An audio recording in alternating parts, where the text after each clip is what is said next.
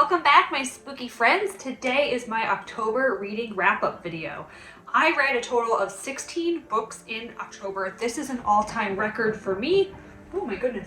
I know in the world of Booktube, that is not a massive amount of books, but you know what? For me, that's good and I'm happy with it, but it's probably not gonna happen again.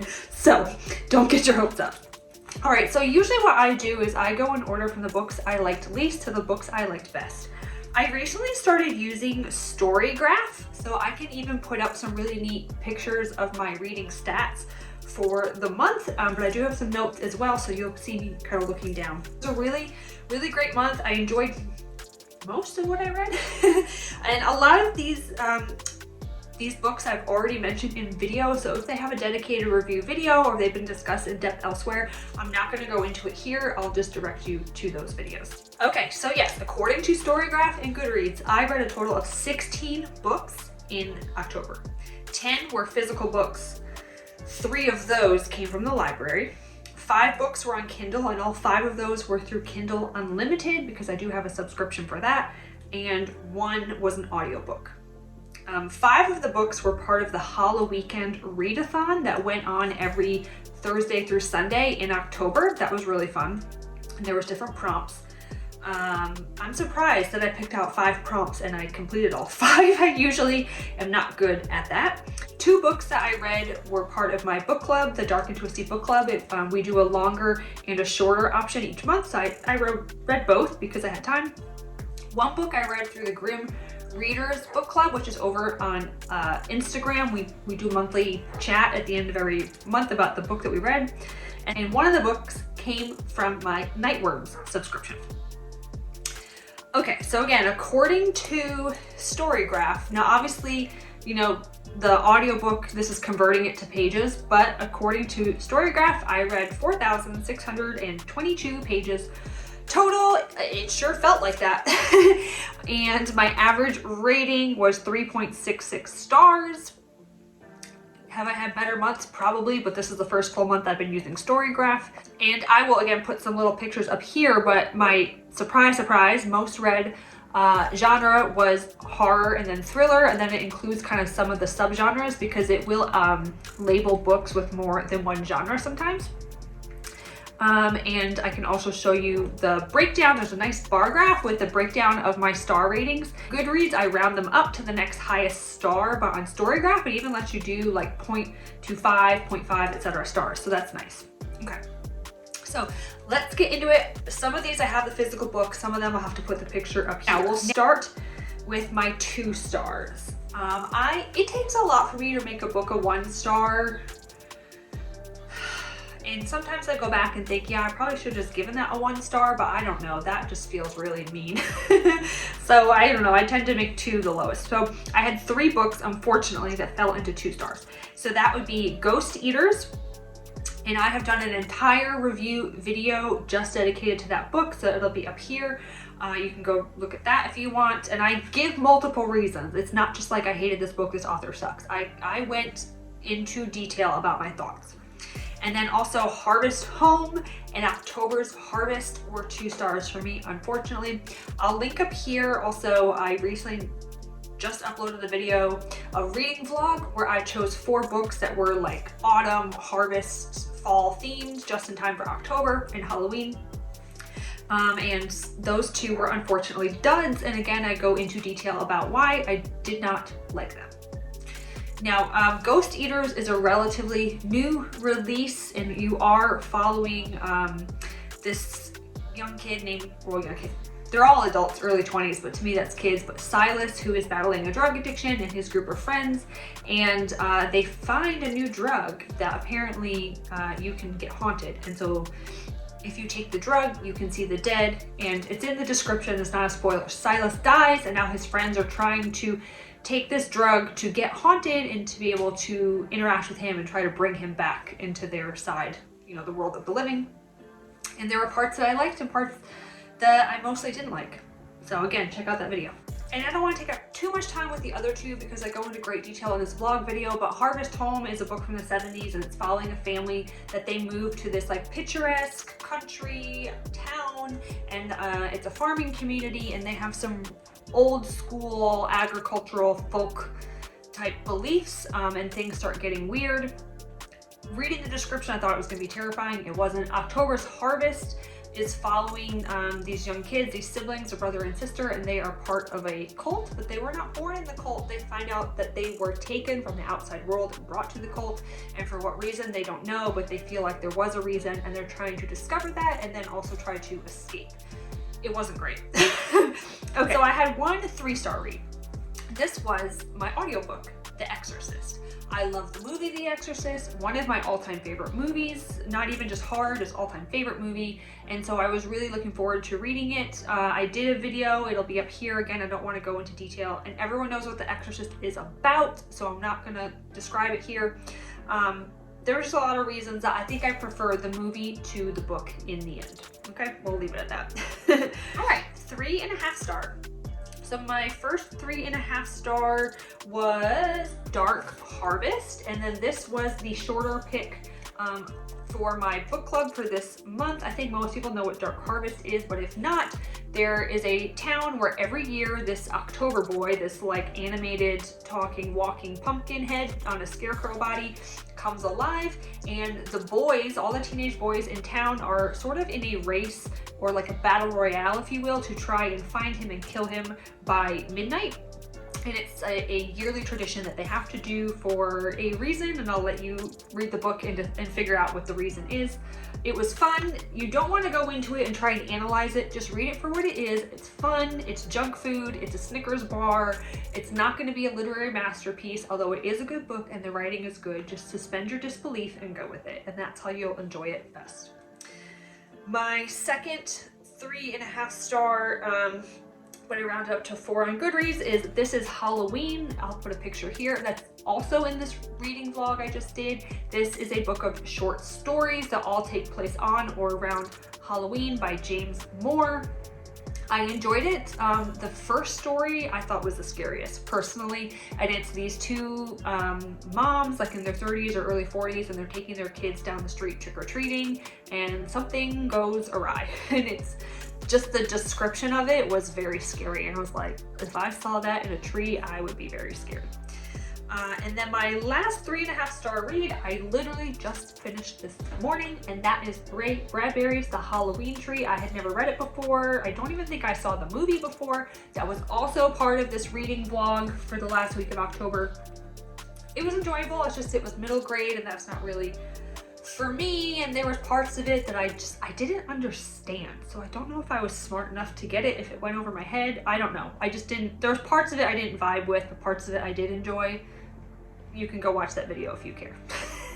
All right, moving on to 4 star. This is where there were some books I really enjoyed. The first one was Ruth Ware's newest book, The It Girl. I read this in one day. I read this in one day because a hurricane came through, or the remnants of the hurricane came through, and we got a lot of wind, and a tree went down, and we lost power for I think about 48 hours. So I had nothing but a flashlight at night, and then obviously daylight, and I read that book in a day. I really enjoyed it. I think Ruth Ware is one of my favorite thriller authors. I tend to prefer her to most other thriller authors, other than someone else we'll talk about in a second. And it was more of a dark academia book, but a thriller. For her, it takes place in Oxford, and I said that weird, Oxford, and I really enjoyed that. I haven't read any books that take place at Oxford before. Yeah, I didn't guess who it was. I'm not very good at that, but I thought she was like saying, hey, it's this person over here. It's so, making it so obvious. And I thought, most people are going to say it's not that person because she's making it so obvious. So I thought, I'm going to go with that pick. I was wrong. I'm not good at trying to figure out the twist in a thriller. That's all right. Okay, the second 4-star read was the book that I read with the Grimm Readers Book Club, and that is A.M. Shine's The Watchers. If you're not familiar with this book, it's on Kindle Unlimited, I believe. And there is a forest in Connemara, Western Ireland, and things get really weird around this forest. So cars break down, cell phones stop working, no electronics work. And so this woman breaks down on the side of the road, and she starts walking through the forest to try to get back to civilization. Why she didn't walk on the road, I don't know. It is what it is. Otherwise the whole story wouldn't have happened, right? And so it's getting dark and she comes across a cabin and there is a woman screaming at her to get in before it gets dark. So come to find out, at night there are these creatures called the Watchers, and there is this house and it has a glass wall, and there are now four humans trapped inside, and if they leave at night they'll be killed. So basically these monsters sit there and watch them all night, almost like they're zoo animals. And so the whole book is them trying to figure out a way that they can escape and stay alive. So it was pretty cool. I liked it. And my third 4-star was Adam Neville's The Vessel. So this technically came out on Halloween. I got it earlier in the month as part of my Nightworms subscription. I've got an unboxing video I can put up here.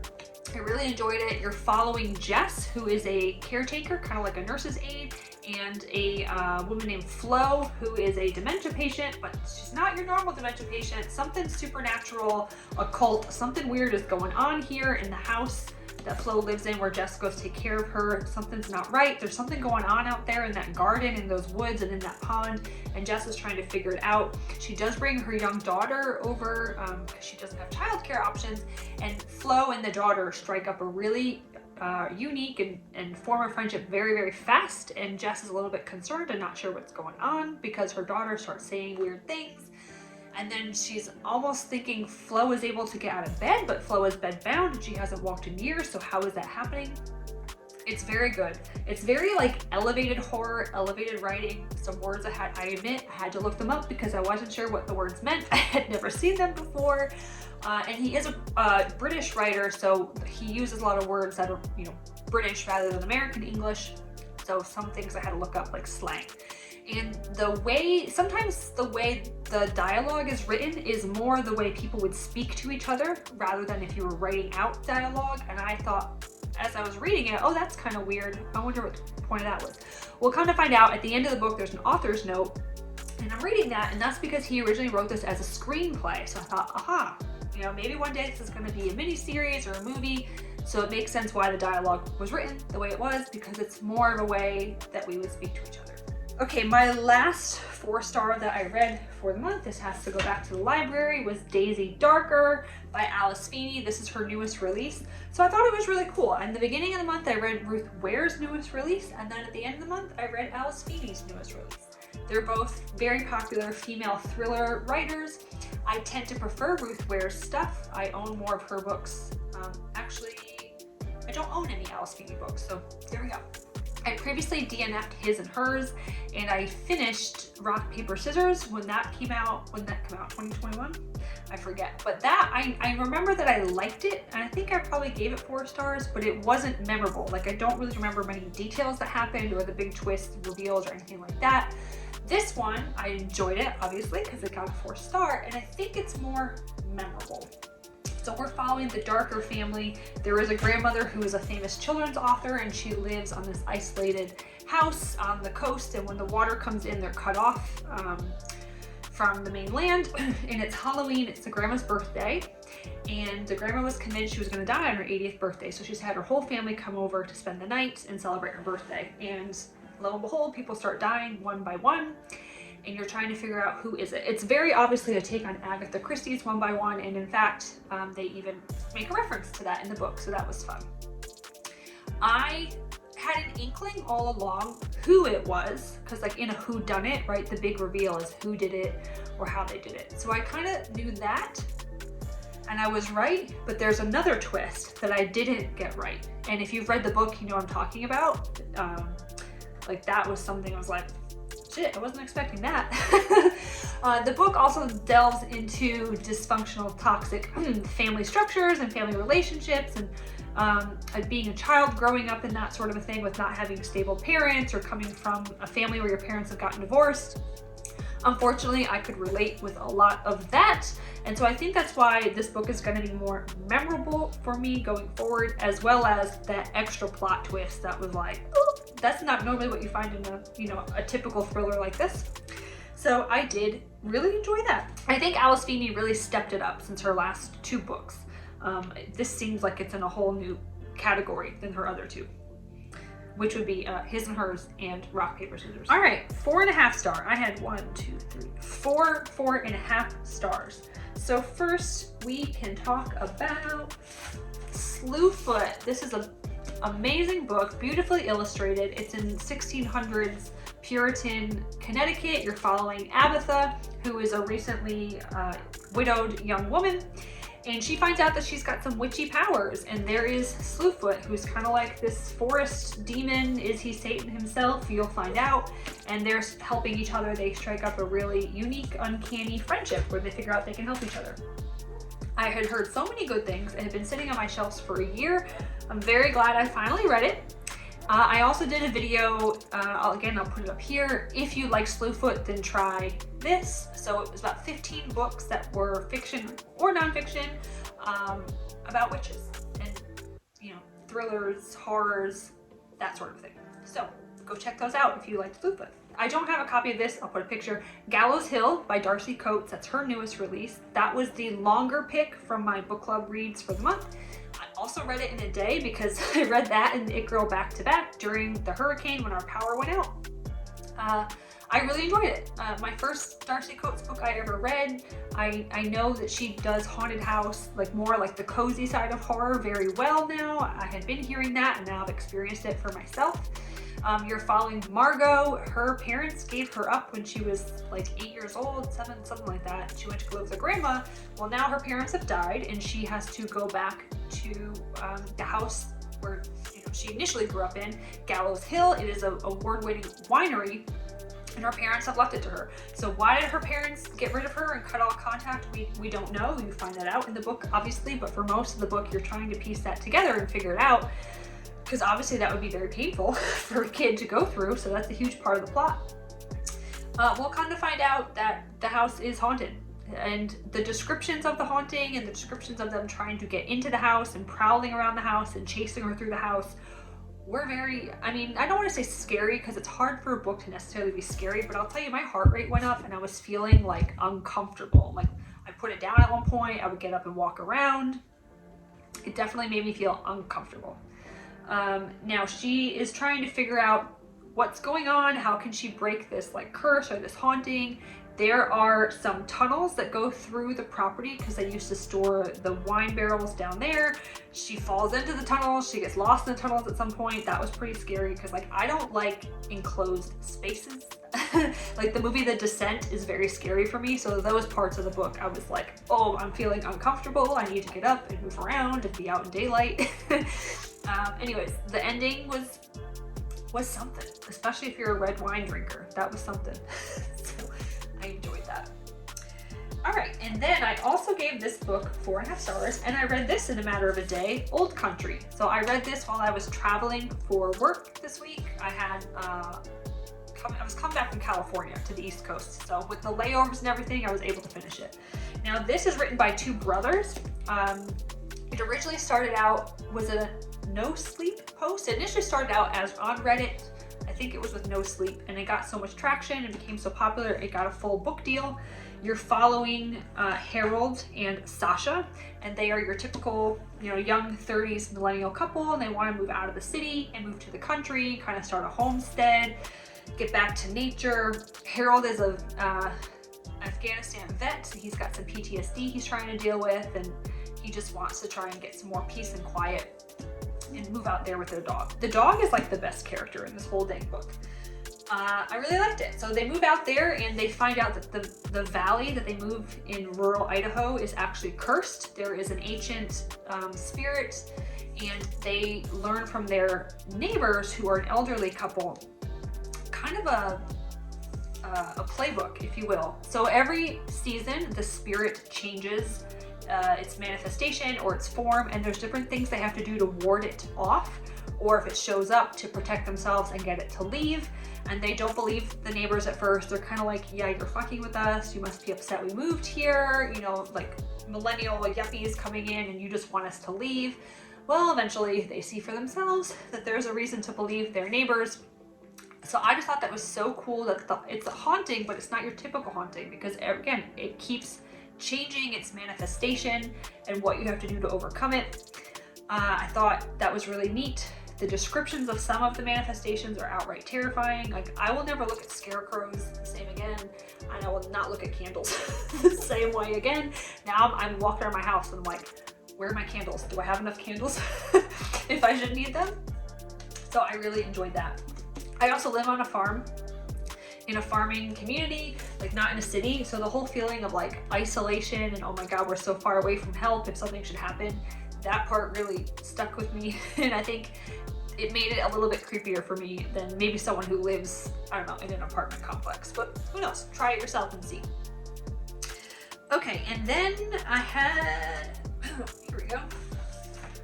Jennifer McMahon, The Children on the Hill. So this is my favorite thriller author. I mentioned Ruth Ware, mentioned Alice Feeney. Jennifer McMahon is my favorite thriller author. Anything she writes, I'm gonna buy. I think she does the most complex stories. So multiple narrators, multiple timelines, narrators changing names, epistolary sections, so like excerpts of a book within this book, or newspaper or podcast. She does things like that in her books, and I don't know how she keeps it all straight. She must have like a wall or like a whiteboard with like post-its, and I don't know how she keeps it straight, but honestly, she does it somehow, and all the details come together. I never notice any plot holes. I feel like she is the master at it. So in this book, we are following, I don't want to say too much actually, because I think this book is best if you go into it not knowing much, but just know there are some children, they live with their grandmother who is a famous psychiatrist, and she runs a very like therapeutic, holistic psychiatry inpatient center in Vermont. And the kids are trying to start investigating some stuff because one day the grandma brings home a young girl and she says, hey, this girl is gonna stay with us for a bit while I get her better, treat her like she's your sister. Okay, and so the two other kids, the grandkids, were following a boy and a girl. They're just trying to figure out, well, where did this girl come from? Why doesn't she remember anything? You know, what's really going on in our grandma's psychiatric facility? And it flips back and forth to like present day, where the sibling is remembering what happened back then, and now she is kind of, I don't know if you can hear that. I have donkeys. I think Amazon's here or someone's here because they're going off. So yeah, but in the present day, the sibling Lizzie, she is a monster hunter and she has a podcast and a TV series, and it is described and so well developed that you think it's real. Like, I had half a mind to be like, let me go find that podcast or that TV show. Well, duh, they're not real, it's just in a book. But Jennifer McMahon really fleshes them out and puts so much detail that it seems like they're real. Multiple twists, like bigger twists and smaller, like mini twists, twists within twists. Again, some of it I guess, some not. I'm just not the best at guessing them, but I also think it's best if you don't try. Like, just go into this not knowing much and just take it along, like let Jennifer McMahon take you along for the ride. Don't try and be analyzing and guessing it every page, okay? I think it's more fun that way. But I loved it. Auto buy. Okay, and my last book, which was a 5-star read, and this is always a 5-star read, is Shirley Jackson's The Haunting of Hill House. So I've definitely read this before. And I've seen this series, the Mike Flanagan series, but it's a totally different storyline. It's not the same as the book. But I had never like critically read and annotated it, so I did that this time. I was even like making notes in it, and yeah, you can see like all my little notes on the sides, and the colors don't mean anything other than just something interesting happened. This is my favorite, all-time favorite. Well, is it my all-time favorite book? This and Rebecca are tied as my all-time favorite book. If you don't know, you're following Dr. Montague, and he brings in 3 other people, Theo, Luke, and Eleanor, who's our narrator, main character, and they are trying to determine scientifically if this house is haunted or not. So he wants to bring them in and do like a paranormal investigation and find evidence. Well, yeah, stuff starts going wrong. But where this really excels is psychological horror more than it is paranormal or haunted house story. And you're following Eleanor's kind of slow descent into madness and what is really going on, or what is in her head. Is it haunted? Is it her doing it? It's also exploring themes of loneliness and never feeling like you fit in, or never feeling like you've had a home or a family to be a part of. So it really dives into those themes, you know, not feeling like you've ever belonged, had a home or a good family. And it particularly focuses on female relationships and fraught female relationships. So if you have not gotten along with your own mother or sister, you might find something special in this book.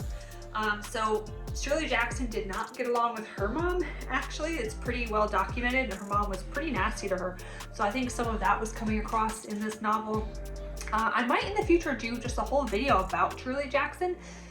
I grew up around New England. We moved around, but one of the places I grew up was North Bennington, which is where Shirley Jackson and her family lived as she was writing all of her novels. Her husband was an author at Bennington College, which at the time was a very prestigious, well, it's still there, but liberal arts college.